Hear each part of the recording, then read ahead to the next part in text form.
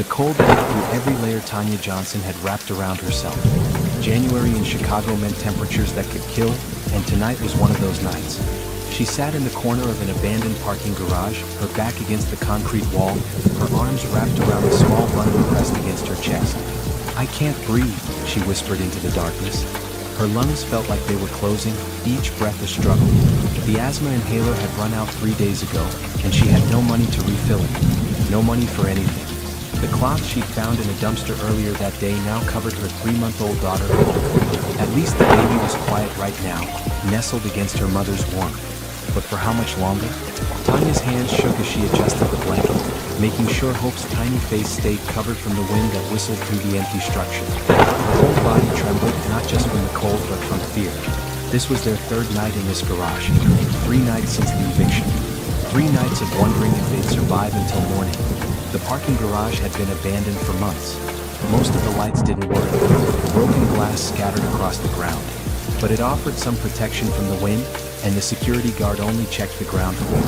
Tanya had discovered this 3rd level by accident, and it had become their temporary shelter.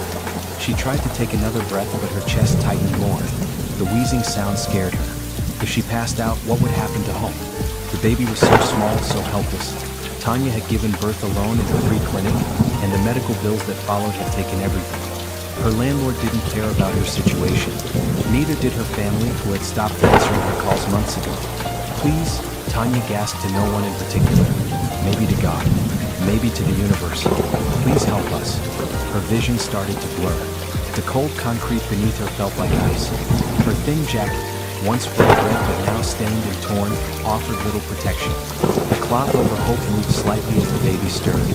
At least she was still alive, still warm enough. Tanya's head fell back against the wall. Each breath came harder than the last. The wheezing grew louder. She couldn't do this anymore. Couldn't keep fighting. Her eyelids felt heavy. The cold didn't hurt as much now. Maybe that was a bad sign. She thought about the life she'd planned. College degree, good job, nice apartment, a father for her child who actually stayed. None of that had happened. Instead, she got sickness during pregnancy that made her lose her job. Got a boyfriend who disappeared the moment she told him she was pregnant. Got evicted because she couldn't pay rent while recovering from childbirth. The cloth over Hope slipped slightly. Tanya tried to fix it, but her arms wouldn't cooperate. Everything felt far away now, distant. Her body was giving up. "I'm sorry, baby," she whispered to her daughter. "I tried."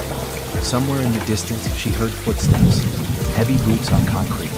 Her mind registered the sound but couldn't make sense of it. No one came here. No one cared about this place. The footsteps got closer. A bright flashlight beam swept across the garage level. Tanya tried to call out but only managed a weak wheeze. The light moved past them, then swung back, locked on her corner. "Oh my God," a man's voice said. The footsteps rushed toward her. Tanya's eyes could barely focus, but she saw a figure in a dark blue coat kneeling beside her. Strong hands touched her shoulder. "Miss, can you hear me?" The voice was deep, urgent. "Can you talk to me?" Tanya tried to nod, but wasn't sure if her head actually moved. The man's hand went to the cloth covering Hope. "I can't breathe," Tanya finally managed to whisper. "My baby." The man carefully lifted the edge of the cloth. His entire body went still. His hand froze. For a moment, time seemed to stop as he stared at the tiny infant pressed against Tanya's chest. The baby's brown skin looked almost blue in the dark. Her little chest rose and fell in shallow breaths. "There's a baby," he said, his voice cracking. "A baby out here in this cold." He immediately pulled off his expensive coat and wrapped it around both of them. The warmth felt like fire against Tanya's frozen skin. She wanted to refuse, to say she didn't deserve it, but her body had already accepted the heat. "I'm calling an ambulance," the man said, pulling out his phone. "Stay with me. Both of you stay with me." Tanya's eyes closed. She heard the man talking rapidly on the phone. Heard him give the address. Heard him say something about hypothermia and an infant. The words blurred together. Then she felt herself being lifted. Strong arms under her knees and back.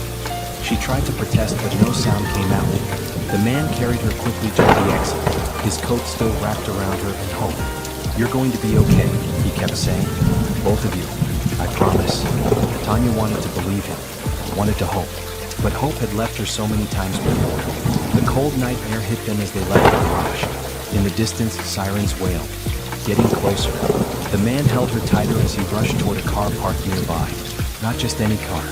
Even through her fading consciousness, Tanya recognized the sleek black luxury vehicle. "Who are you?" she managed to whisper. "My name is Julian," he said. "Julian Carter. And I'm not leaving you." Does one chance encounter really change everything? Or does it take a heart willing to see what others ignore? If this story touches you, subscribe to see how Tanya's life transforms. Drop a comment telling me what you would do if you found someone in desperate need. Would you stop to help or would you walk away? Julian Carter had built a fortune by paying attention to details others missed. That instinct had made him one of the youngest billionaires in Chicago. Tonight it had saved 2 lives. He'd been doing a late-night inspection of properties his company owned. The abandoned parking garage was scheduled for demolition next month to make way for a new community center. He always checked his projects personally, even at odd hours. Some habits from his poor childhood never left him. The sound of wheezing had been so faint he almost missed it, but something made him pause, made him turn his flashlight toward that dark corner. And there she was, a beautiful young woman with brown skin and desperate eyes, barely conscious, clutching a baby to her chest. Now, as he drove well over the speed limit toward the hospital, Julian couldn't stop glancing at the woman in his passenger seat. She passed out completely. The baby somehow remained quiet beneath the layers of coat he piled on them. His car's heated seats were on full blast. "Come on," he muttered, weaving through traffic. The ambulance would have taken too long. His car would get them there faster. His mind raced with questions. How long had they been out there? Where was her family?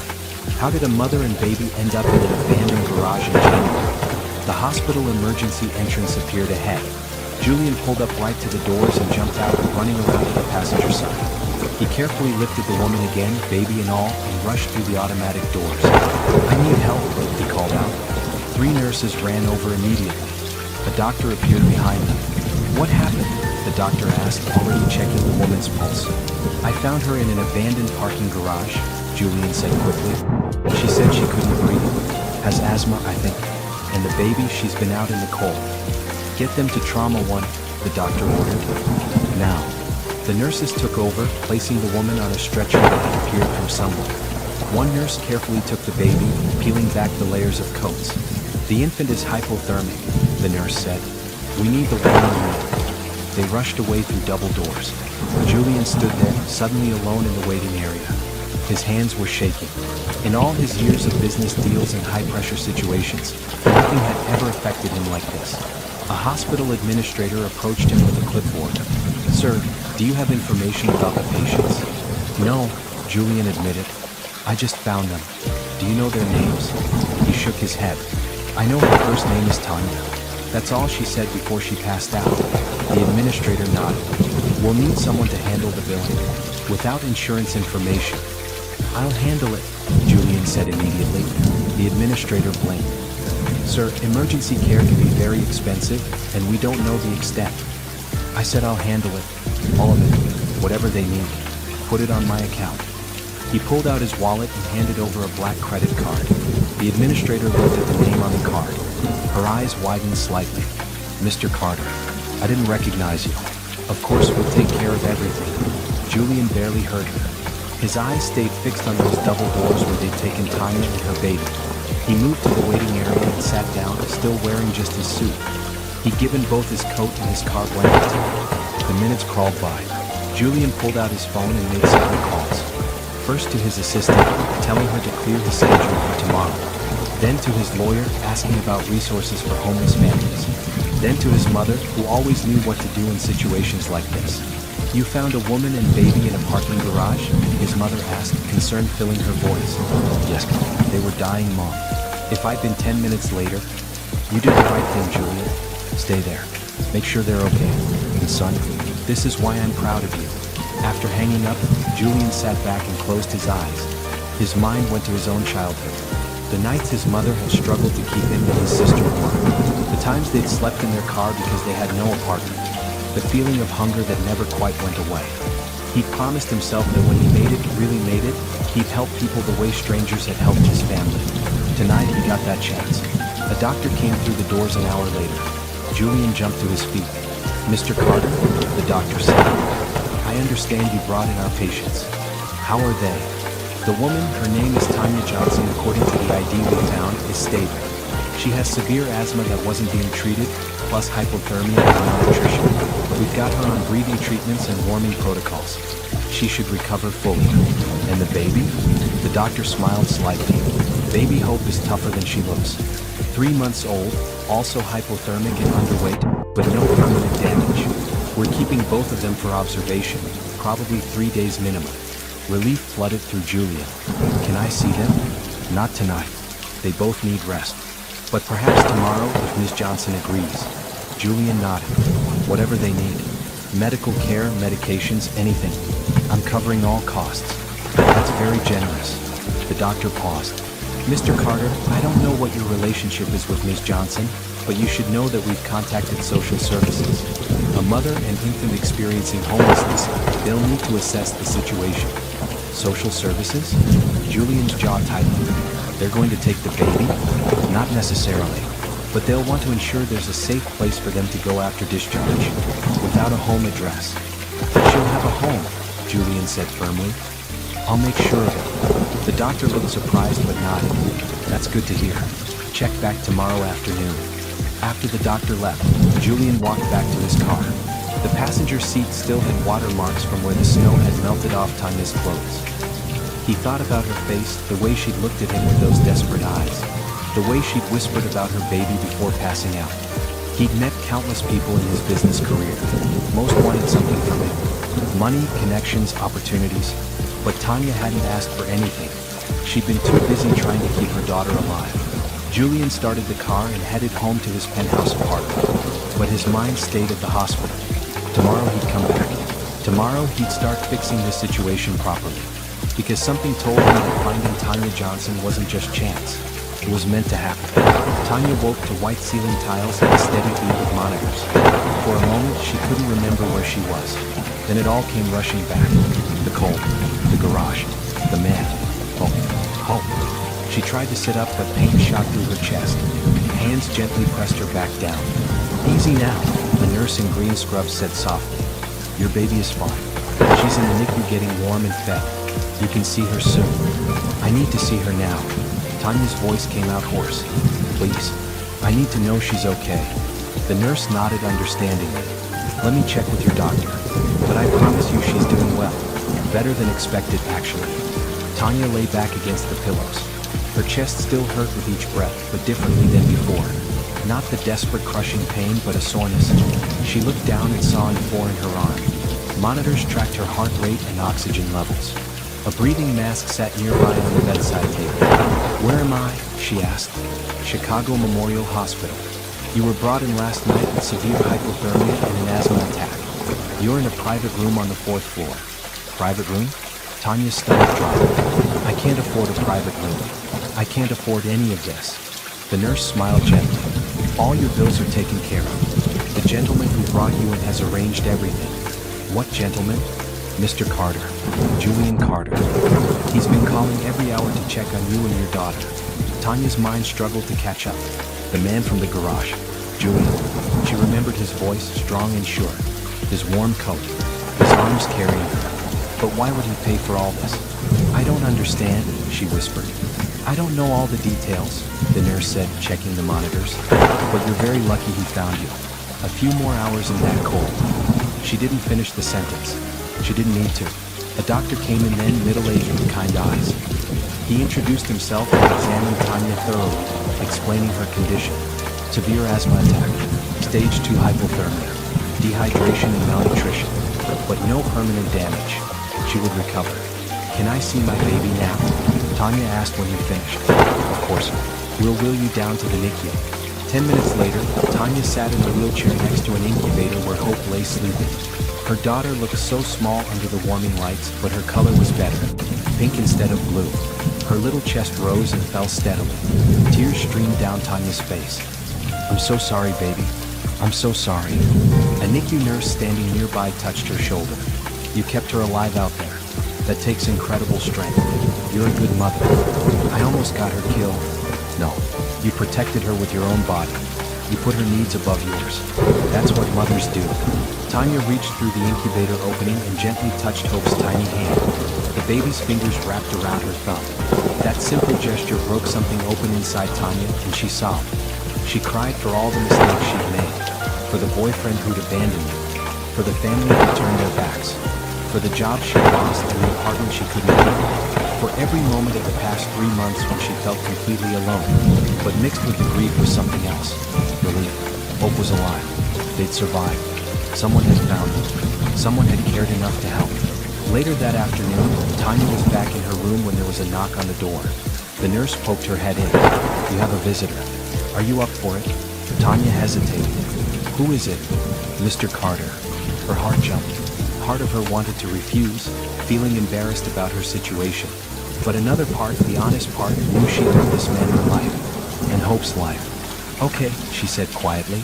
The man who walked through the door took her breath away. He was tall, with dark hair and sharp features. He wore an expensive gray suit that probably cost more than she'd made in a year at her old job. But his eyes were warm as they met hers.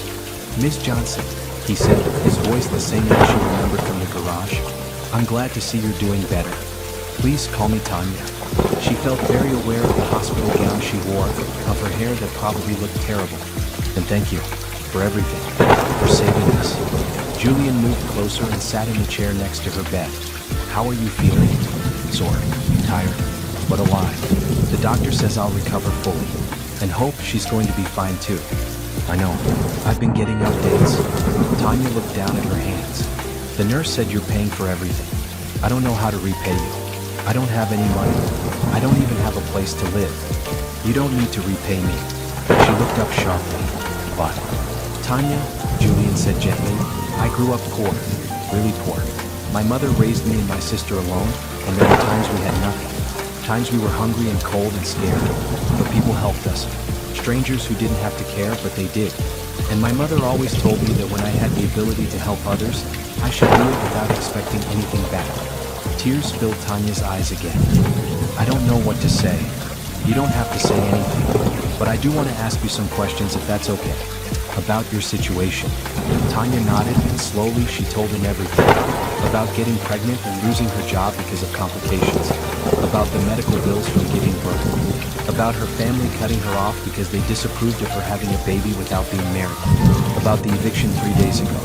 About the garage being the only shelter she could find. Julian listened without interrupting. His face showed emotion but not pity. Something else. Understanding maybe. Or anger at the injustice of it all. When she finished, he was quiet for a moment. Then he said, "The social worker is coming tomorrow. They'll want to know you have a safe place to go before you're discharged." Tanya's chest tightened with fear. "Are they going to take Hope away from me?" "Not if I can help it." Julian pulled out his phone and made some notes. "I own several apartment buildings. I have a small one-bedroom that just became available. It's furnished. Safe neighborhood. I'd like you to stay there." "I can't pay rent," Tanya said, shame beating her face. "I'm not asking you to. Not right away. Get back on your feet first. Focus on your health and Hope's health. We'll figure out the rest later." "But why would you do all this for a stranger?" Julian met her eyes directly.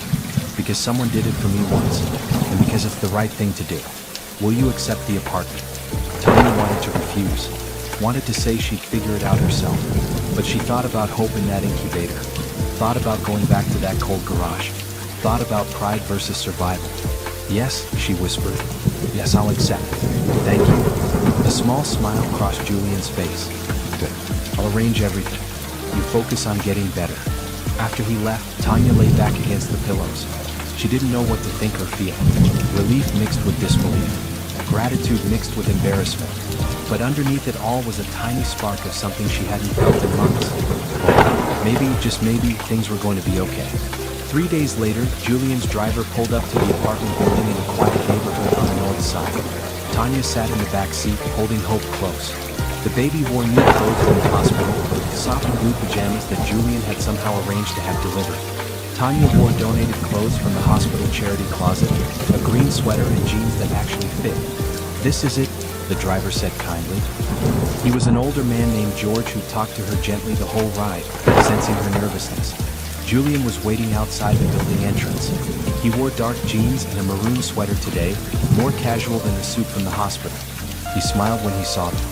"Welcome home," he said, opening the car door. The word felt foreign to Tanya. Julian led them inside and up to the second floor. The building was clean and well maintained. Other residents they passed nodded politely.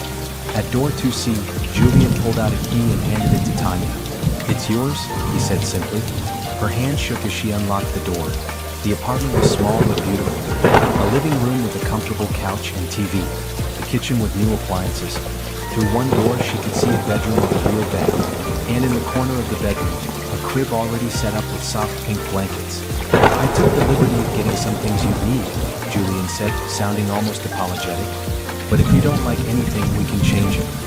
Tanya walked slowly through the space, hope still in her arms. The refrigerator was stocked with food. The cabinets had dishes and pots and pans. The bathroom had towels and toiletries. The closet had clothes in her size, simple but good quality. Diapers and baby supplies filled a dresser in the bedroom. She turned to face Julian, tears streaming down her cheeks. "I don't deserve this." "Yes, you do. Every person deserves a safe place to live." He stepped closer but kept a respectful distance. "Tanya, I know this is overwhelming, but I want you to understand something. This isn't charity. This is a helping hand. There's a difference." "What difference?" "Charity makes people feel small. A helping hand recognizes that anyone can fall on hard times, and we all need help sometimes." He gestured around the apartment. "My mother and I lived in a place half this size when I was a kid, and we were grateful for it because it was warm and safe. That's all this is. A warm, safe place for you and home." Tanya wiped her eyes. "I want to pay you back. Somehow. Then focus on getting better. Focus on your daughter. When you're ready, we'll talk about next steps. But for now, just breathe. Just live." After Julian left, Tanya sat on the couch and looked around her new home. It didn't feel real. Any moment she expected to wake up back in that cold garage. But hope stirred in her arms, a reminder that this was happening. Over the next few days, Tanya settled into a routine. She took her asthma medication religiously. She fed Hope on schedule. She kept the apartment clean. And she thought about her future. Julian called every evening to check on them. Just brief conversations, making sure they had everything they needed. He never pushed or asked for anything, just offered support. On the 5th day, he came by with his laptop. "I have a proposal for you," he said as they sat at her small kitchen table. "My company partners with a job training program for people who've faced hardships. They offer free courses in things like business administration, computer skills, and customer service. Everything is online, so you can do it from home while taking care of home." "Online courses?" Tanya leaned forward, interested. "Yes, and when you finish, there are job placement services. Good jobs with benefits." He turned the laptop toward her, showing her the program website. "What do you think?" Tanya studied the screen. The courses looked legitimate, professional, the kind of training that could actually change someone's life. "I never finished college," she admitted quietly. "I had 2 years done, but then. This isn't college level, but it is valuable. Real-world skills that employers want." Julian's voice was encouraging. "You're smart, Tanya. I can tell. You just need an opportunity." She looked at Hope, sleeping in the bouncer chair nearby, then back at the laptop screen. Then at Julian, this man who appeared in her life like some kind of miracle. "Okay," she said.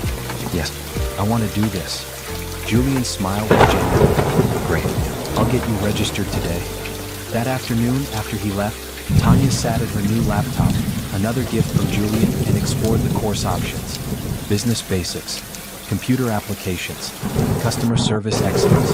She could do this. She could build a real future. She spent the evening creating her schedule. Wake up at 6, feed and change Hope, study for 3 hours, break for lunch and baby time, study for 3 more hours while Hope napped, evening for dinner and family time. It was structured, purposeful.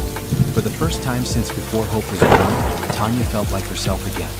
Not just a struggling mother, not just a charity case, but a person with goals and plans. Julian called that night as usual. "How are you settling in?" he asked. "Really good." Tanya surprised herself with how true that was.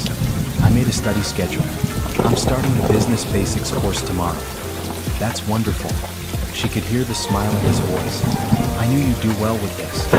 "Julian," she said softly, "why are you doing all this?" "Really?"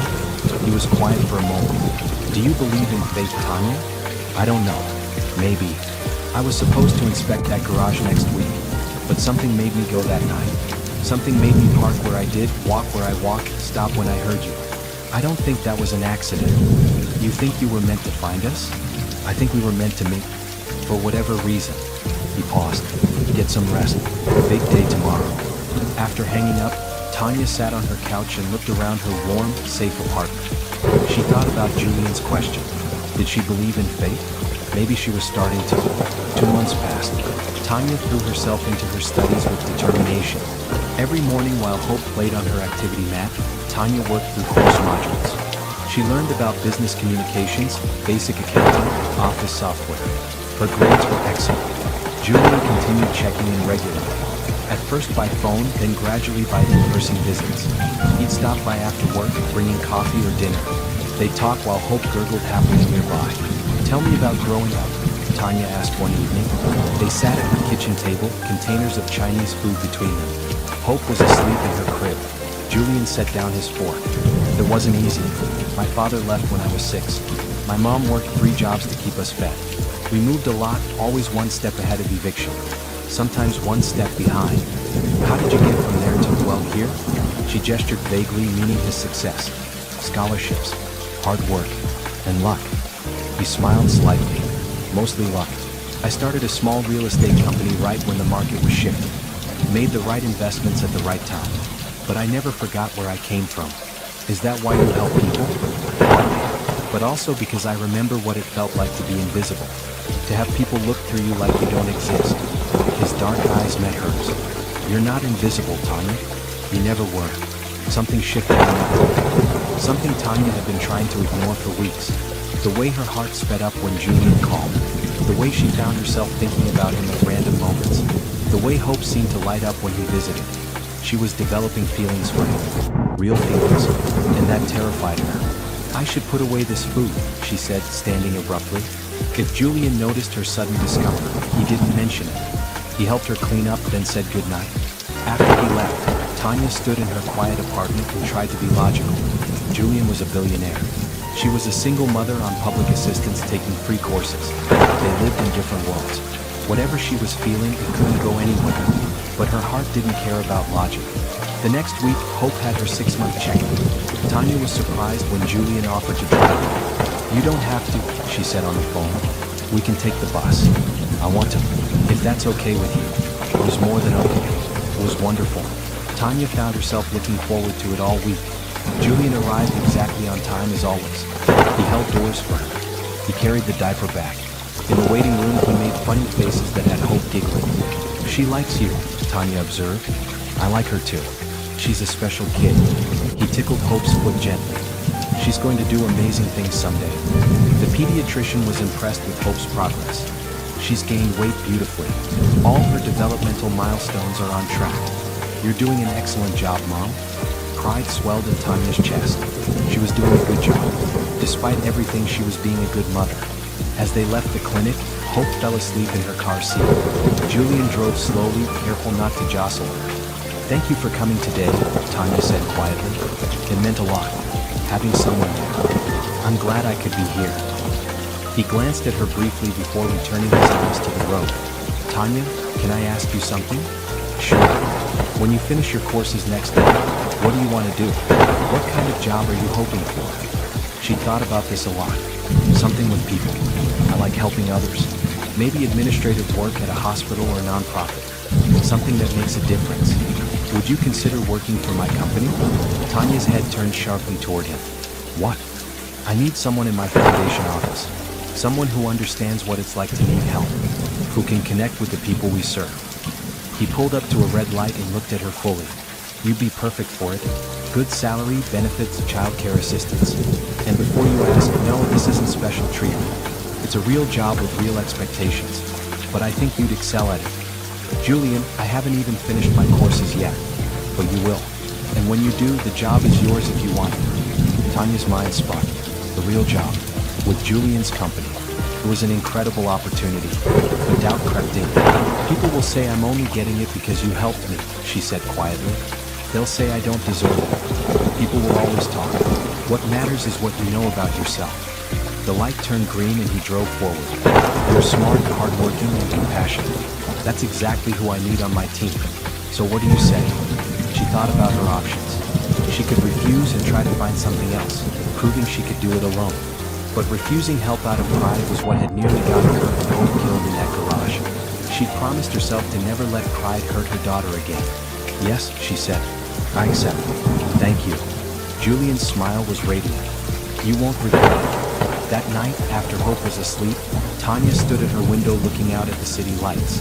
She thought about how far she'd come in just 2 months. From dying in a cold garage to having a home, an education, and now a job offer. All because Julian had stopped to help. But it was more than that now. She couldn't deny it anymore. She was falling for him. Maybe it had been since that first night when he carried her to safety. When he promised she'd be okay. The question was, what did she do about it? Tanya completed her final course exam on a bright March morning. She submitted it, then sat back and stared at the screen. Done. She'd actually done it. Her phone rang almost immediately. Julian, as if he'd been waiting. How did it go? He asked. I just finished. I think I did well. Of course you did. This calls for a celebration. Can I take you and Hope to dinner tonight? Something in his voice sounded different. Lighter. Almost nervous. That would be nice. That evening, Julian picked them up in his car. Instead of his usual casual clothes, he wore a dark blue button-down shirt. He'd gotten a haircut. Tanya noticed these things and tried not to read too much into them. The restaurant he chose was nice but not fancy. Family-friendly with a kids' menu and high chairs. He'd thought about Hope, about making sure they'd all be comfortable. Over dinner, they talked about her upcoming job start date. About the apartment in the better neighborhood he'd mentioned before. About Hope's first birthday plans, still months away but fun to think about. I have something for you, Julian said as they finished eating. He pulled an envelope from his jacket pocket. Tanya opened it carefully. Inside was a key and a paper with an address. What's this? Your new apartment. 2 bedrooms, bigger kitchen, better schools nearby. And it's yours for as long as you need it. Julian, before you say anything, there's more. He pulled out another envelope. Your job offer, official and in writing. Salary, benefits, everything we discussed. Tanya looked at the papers. The salary was more than she'd ever imagined making. Enough to truly support herself and Hope. Enough to start saving for the future. The apartment rent is very reasonable, Julian continued. And with your new salary, you can afford it comfortably. You'll be completely independent, standing on your own 2 feet. The significance of that hit her. He wasn't just giving her things. He was giving her the tools to build her own life. There was a difference. When can I see the apartment? She asked. How about this weekend? What happens when kindness meets opportunity? When someone doesn't just give you a fish, but teaches you to fish and hands you the rod too. If you're inspired by Julian's approach to helping others, subscribe to see how this story unfolds. Comment below. Have you ever received help that changed your life? Or given help that made a real difference? Share your story. The apartment was beautiful. Hardwood floors, large windows that let in natural light. A real bedroom for Hope with space for her to grow. A kitchen where Tanya could actually cook proper meals. This is too much, Tanya whispered, standing in the empty living room. It's exactly right. Julian stood near the window, hands in his pockets. Tanya, I want you to understand something. These past 2 months, watching you work so hard, watching you be such a good mother, watching you rebuild your life. I'm not doing this because I feel sorry for you. I'm doing this because I believe in you. She turned to face him. You barely know me. I know enough. I know you're strong. I know you're determined. I know you love your daughter more than anything. He moved closer, his voice soft. I know that finding you that night was the best thing that's happened to me in years. The air between them felt charged. Tanya's heart pounded. She should step back, should maintain professional distance. But she didn't want to. Julian, she started, not sure what she was going to say. Hope chose that moment to wake up from her nap in the stroller, making her hungry sounds. The moment broke. Both of them laughed, the tension easing. Someone has timing, Julian said with a smile. They spent the rest of the afternoon planning the apartment, where furniture would go, what colors to paint. Julian insisted on covering the security deposit, the first month's rent as a job signing bonus. Tanya accepted, but insisted on paying all future rent herself. He agreed, respecting her need for independence. As they drove back to her current apartment, Tanya felt something she hadn't experienced in over a year. Joy. Pure, simple joy. She had a job, a new home, a healthy daughter, a future, and maybe, just maybe, something more developing than the man sitting beside her. That night, after Julian left, Tanya video called the one person from her past she still occasionally talked to, her former college roommate, Nicole. "Girl, you're glowing," Nicole said when she answered. "What's going on?" Tanya told her everything. About Julian, the apartment, the job. About how her life had completely turned around. "So let me get this straight," Nicole said when she finished. "This rich, handsome man literally saved your life, gave you a place to live, paid for your training, gave you a job, and now a better apartment? And he's single?" "Yes. And you're falling for him." It wasn't a question. Tanya sighed. "Is it that obvious?" "Honey, you're smiling more in this call than in the entire year before. The question is, what are you going to do about it?" "Nothing. He's just being kind. He doesn't see me that way." Nicole gave her a look. "Tanya, men don't do all this just to be kind. Trust me. He's interested. You don't know that. I know men. And I know that look you described, the way he watches you. The way he's always there. Girl, he's definitely interested. The question is whether you'll let yourself believe it." After they hung up, Tanya thought about Nicole's words. Could Julian really be interested in her? Or was Nicole reading too much into simple kindness? She looked over at Hope, sleeping peacefully in her crib. Whatever happened with Julian, she had to be careful. She couldn't let her feelings complicate the good thing they had. She couldn't risk Hope's stability for a relationship that might not work out.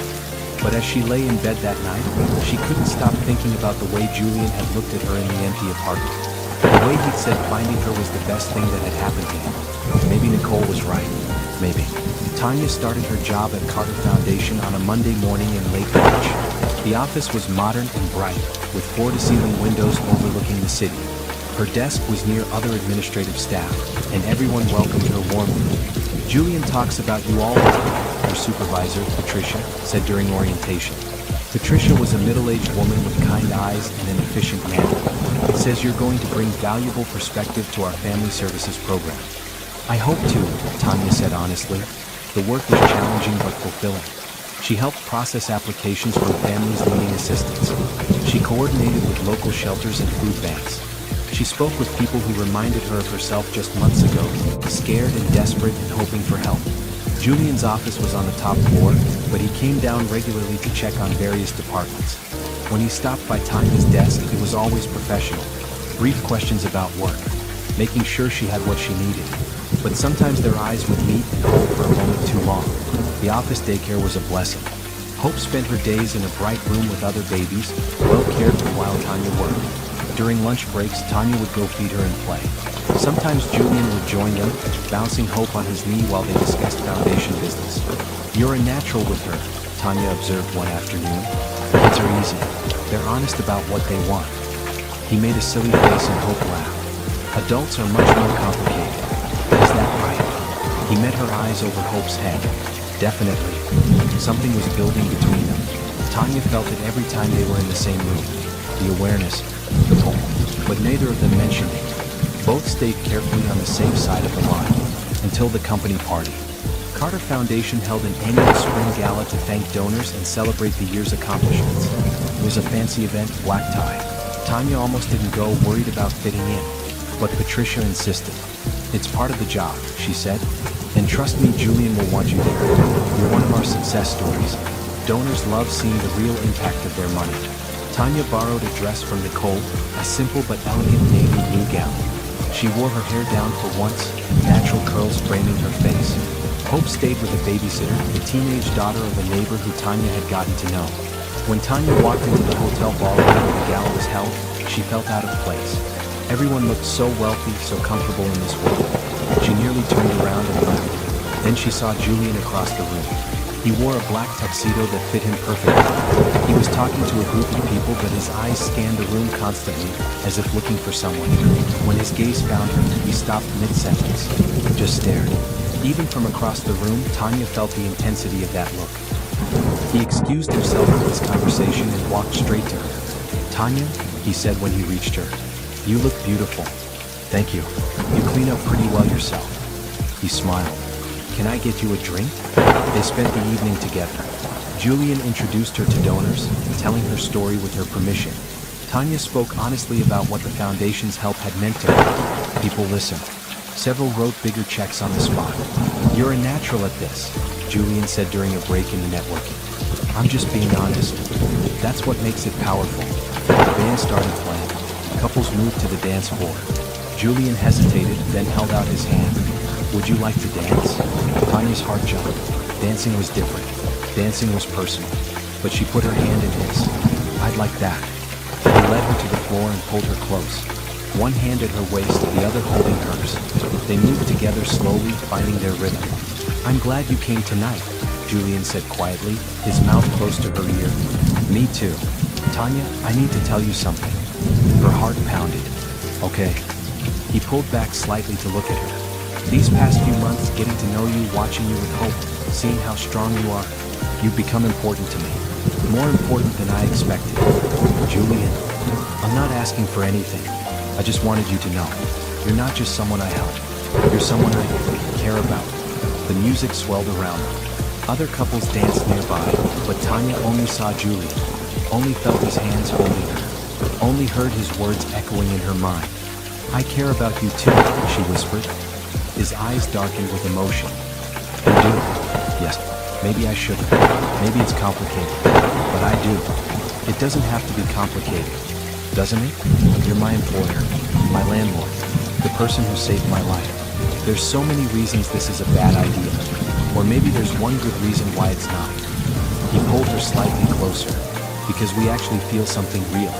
Tanya wanted to argue. Wanted to list all the logical reasons they shouldn't pursue this. But in that moment, swaying in his arms with music surrounding them, logic didn't matter. What do we do? She asked. We take it slow. We be honest with each other. We figure it out together. And if it doesn't work out, then we deal with it like adults. But Tanya, I think it will work. I really do.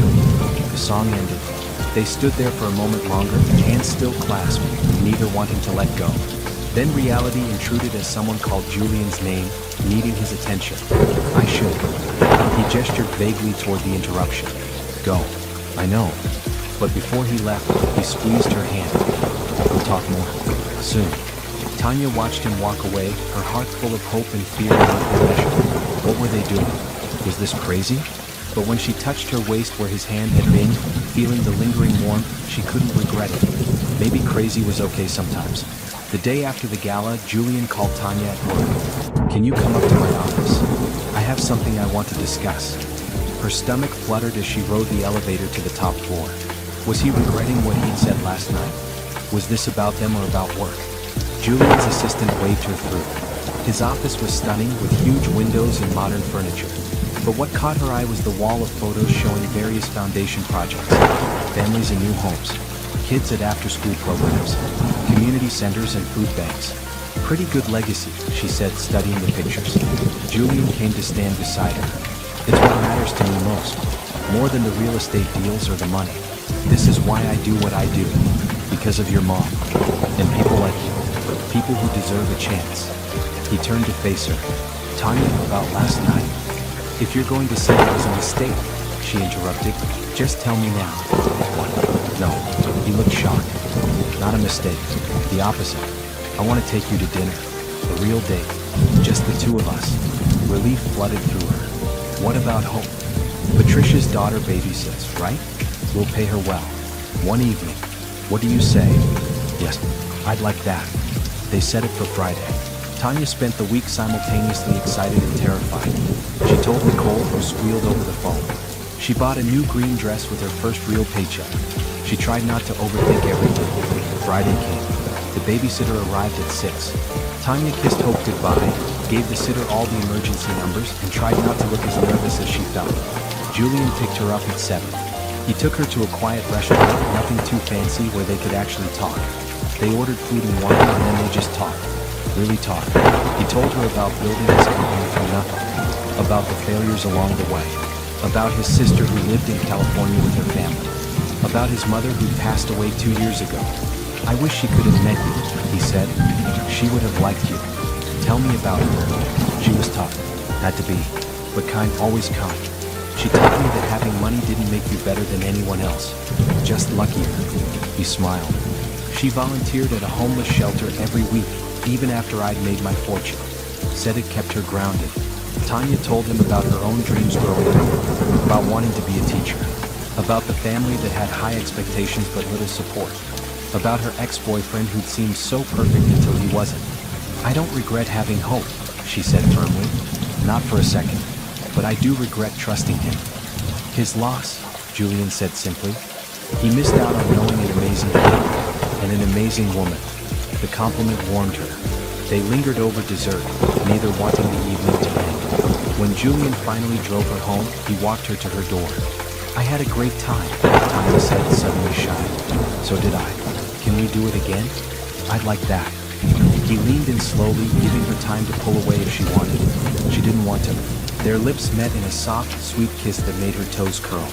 When they pulled apart, both were smiling. "Good night, Tanya." "Good night."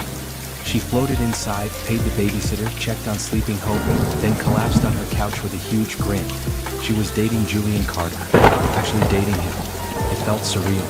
Over the next month, they saw each other regularly. Dinner dates when they could arrange babysitters. Lunch together at night. Walks in the park on weekends with Hope in her stroller. They took it slow, getting to know each other without the pressure of his help hanging over them. Tanya insisted on paying for dates sometimes, even though her salary was nothing compared to his wealth. Julian understood why it mattered to her and accepted gracefully. "I want to show you something," Julian said one Saturday afternoon. They'd been dating about 6 weeks. He drove them to a part of the city Tanya didn't recognize. "Where are we going?" "You'll see." He pulled up to a large building with scaffolding around it. A sign read, "Future Home of Carter Family Center." "What is this?" Tanya asked. "Remember the parking garage where I found you?" Her breath caught. "Yes. I bought it. We're turning it into a community center. Homeless services on the first floor. Job training on the second. Childcare on the third. Free for anyone who needs it." Tears filled Tanya's eyes. "Julian, I want you to help run it. Be the director of family services. You know what people need because you've been there." He took her hand. "This place, this project, it happened because of you. Because finding you reminded me why I do this work." Tanya looked at the building, imagining what it would become. A place of hope instead of despair.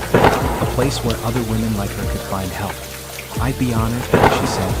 He kissed her right there on the sidewalk, hope babbling happily between them in her stroller. In that moment, Tanya felt complete. She had a purpose, a partner, a family. The center opened 3 months later with a huge ceremony. Local officials came, news cameras, donors and volunteers. But Tanya only cared about the families who arrived looking for help. She greeted each one personally, listened to their stories, offered hope and practical assistance. This was what she was meant to do, help others the way she'd been helped. Julian watched from across the room, his eyes full of pride. When their gazes met, he mouthed, "I love you." Tanya mouthed back, "I love you too." It was the first time they'd said it, and it was perfect. Life settled into a wonderful rhythm. Tanya ran the Family Services Department at the new Carter Family Center, and it thrived under her leadership. Hope was walking now, getting into everything. Julian spent most evenings at the department, often staying for dinner, becoming part of their daily life. "When are you going to make it official?" Nicole asked during the video call. "Girl, the man is practically living with you." "We're taking it slow," Tanya said, but she smiled. She'd been thinking the same thing. Then everything shifted. Julian called her at work one Tuesday morning, his voice tight with stress. "Can you come to my office? There's a situation." She found him surrounded by papers, laptop open, phone ringing constantly. His hair was messed up like he'd been running his hands through it. Dark circles showed under his eyes. "What's wrong?" "The Riverside project fell through. The investor pulled out last minute." He gestured at the papers. "That was the funding for 3 new community centers we planned, including expansion of this one. Without it, what? I'll have to cut programs. Maybe lay off staff." He looked at her, anguish in his eyes. "Tanya, I'm so sorry. Your job is safe, I promise. But the outreach programs, the after-school care, some of the housing assistance." She moved around the desk and took his hands. "Don't apologize. We'll figure something out. I don't know how. I've called every investor I know. No one can move that fast with that much money." Tanya's mind raced. She thought about the families they served, the single mothers like she'd been, the kids who needed safe places after school, the elderly people who depended on their meal programs. "Tell me about Riverside," she said. "Why did the investor pull out?" "Cold feet. Said the neighborhood was too risky. Not enough return on investment. But there are people there who need help. I know. That's why I wanted to do it. Julian slumped in his chair. Sometimes doing the right thing doesn't make financial sense. Tanya paced his office thinking. She'd spent months now working with community organizations. She knew people, new resources. An idea started forming. What if we didn't rely on one big investor? She said slowly. What if we got the community itself involved? What do you mean? The churches, the local businesses, the neighborhood groups. What if we brought them all together? Asked each to contribute what they could. It wouldn't be millions from one source, but lots of smaller amounts from many sources. Julian sat up straighter. Community investment. Exactly. And it would give them ownership in the project. Make it truly theirs. That could work.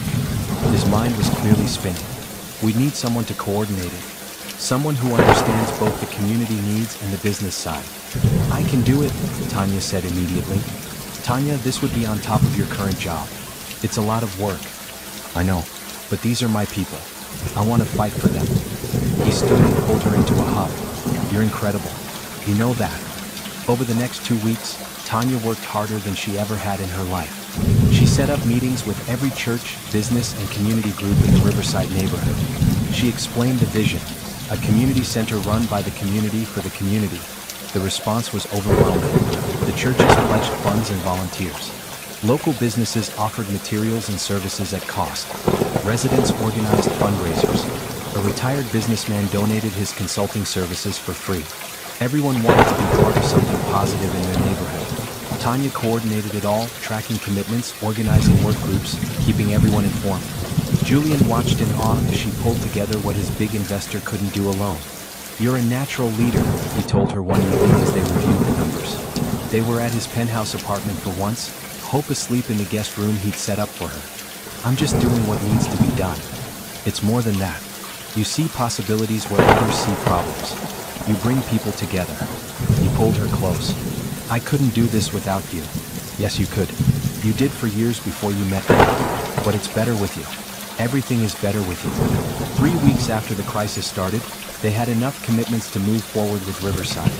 Not the grand plan they'd originally envisioned, but something better. A true community project with community support. The press covered it as a story of hope and local involvement. Tanya was interviewed by several news outlets. She talked about her own experience, about receiving help and paying it forward, about the power of community. The publicity brought in additional donations. The project not only survived but grew beyond what they'd initially planned. You saved this, Julian told her at the groundbreaking ceremony. You saved all of it. We saved it together. He looked at her with such love that her breath caught. Tanya Johnson, you've changed my life. You know that. You changed mine first. No, I just gave you a hand up. You did the rest yourself. You're the strongest person I know. That night, after the ceremony, after Hope was asleep, Julian pulled out a small box. Tanya's heart stopped. Wait, he said quickly. Not yet. I want to do this right. But sir, I want you to know that's where my head is, where my heart is. Tanya took the box and opened it. Inside was a simple gold bracelet with a small charm, a heart with the word hope engraved on it. For now, he said softly, to remind you that you gave me hope too. She put it on, her eyes filling with tears. I love you, Julian. I love you too. So much. They held each other, and Tanya felt grateful for every hard moment that had led her here. To this man, this life, this love. 6 months later, on a crisp October evening, Julian arranged for Nicole to take Hope for the night. He told Tanya to dress nicely but wouldn't say why. Where are we going? She asked for the 10th time as they drove. You'll see. He pulled up to a familiar building. The original Carter Family Center, once the parking garage where he found her. It was dark except for lights on the 3rd floor. Why are we here? Tanya asked. Come with me. He led her inside and up the stairs. When they reached the 3rd floor, Tanya gasped. The space had been transformed. White lights strung everywhere. Candles in safe holders. Flowers. Music playing softly. And photos covering one wall. Pictures of Tanya and Julian over the past year. Of Hope growing. Of the 3 of them together. Julian, what is this? This is where we started. He took both her hands. Do you remember that night? Of course. I'll never forget it. I was supposed to inspect this building the next week, but something made me come that night. Something made me park where I did, walk the route I walked, stop when I heard you. His voice was thick with emotion. Finding you changed everything, Tanya. You changed me. Tears streamed down her face. You saved my life. No, you saved your own life. You survived. You fought. You protected hope even when you could barely breathe. I just gave you the tools to rebuild, but you did the rebuilding. He dropped to one knee. Tanya's hands flew to her mouth. Tanya Johnson, this past year with you has been the happiest of my life. You're smart, strong, compassionate, and beautiful inside and out. You're an amazing mother, an incredible partner, my best friend. He pulled out a ring box and opened it. A simple diamond sparkled in the candlelight. Will you marry me? Will you let me spend the rest of my life loving you in hope? Will you be my family? The suspense of the moment hung in the air. Everything Tanya had been through, every struggle, every moment of despair had led to this. To this man, this proposal, this new beginning. A year ago, she'd been dying in this very building, hopeless and alone. Now she stood here, loved and valued, with a beautiful daughter and a man who saw her worth. She could say no, could protect herself from potential hurt, could stay independent and safe. But that wasn't who she was anymore. She was someone who accepted help when it was offered. Someone who believed in second chances. Someone who chose hope and love over fear. Yes, she said, her voice strong and sure. Yes, I'll marry you. Julian stood and slipped the ring onto her finger, then pulled her into a kiss that felt like coming home. When they finally pulled apart, both were crying and laughing at the same time. I love you so much, he whispered against her hair. I love you too. Thank you for seeing me. For not walking past that night. I'll never walk past. Not then, not now, not ever. They held each other in the space where their story began, surrounded by lights and photos and the promise of forever. Julian pulled back slightly, his hands cupping her face. I have one more thing. There's more? He laughed. I've been working on something. A new initiative at the foundation. I want you to co-direct it with me. Equal partners in everything, the business and our life. What do you think? You want me as your partner? In the company? I want you as my partner in everything. You're brilliant at this work. You understand it in ways I never could. We're better together. Tanya thought about her journey. From college dropout to homeless mother to foundation co-director. From hopeless to engaged to the man she loved. From barely surviving to truly thriving. Yes, she said again. To all of it. To everything. They danced slowly in that candlelit space. Music playing softly, the city lights visible through the windows. This building that had once held only cold and despair now held warmth and promise. Tanya thought about baby Hope, sleeping peacefully at Nicole's house. About the wedding they'd planned. About the future they'd build together. About all the families they'd helped through the foundation. What are you thinking about? Julian asked, his voice soft near her ear. About how sometimes the worst night of your life leads to the best days ahead. About how accepting help isn't weakness, it's wisdom. About how love really does conquer fear. You're going to make me cry again. She smiled up at him. Good. I like seeing your emotions. Then you'll love being married to me. I'll probably cry at the wedding. Me too. Happy tears though. The best kind. They swayed together, and Tanya sent up a silent thank you to whatever force had brought Julian to that parking garage on that frozen night. Thank you for the man who didn't walk past. For the help that came when she needed it most. For the love that followed. As if reading her thoughts, Julian said, I'm grateful too, for all of it, even the hard parts that led us here. Me too. Later, as they stood on the roof looking out over the city, Julian wrapped his arms around her from behind. Ready to start planning a wedding?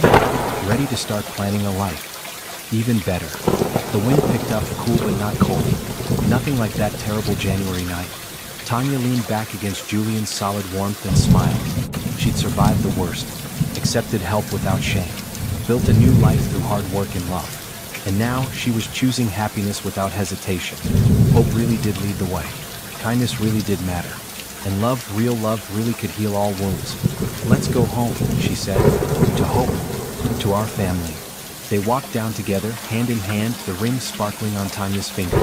Behind them, the lights of the Carter Family Center glowed warm and bright. A beacon of hope for anyone who needed it. Just like Julian had been for her, just like she would be for others. The circle of kindness, complete.